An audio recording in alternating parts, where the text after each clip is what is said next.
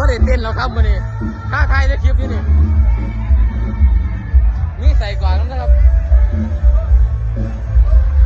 เป็นอาเซียบกันแต่เงินมันมีบาทแล้วครับ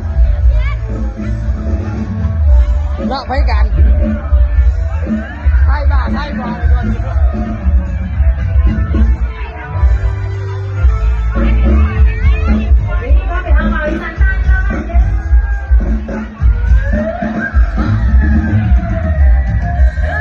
ว่าได้เต้นหรอครับสายลมไม่ได้เต้นหรอกท้าทายคลิปให้พี่น้องมึงอยู่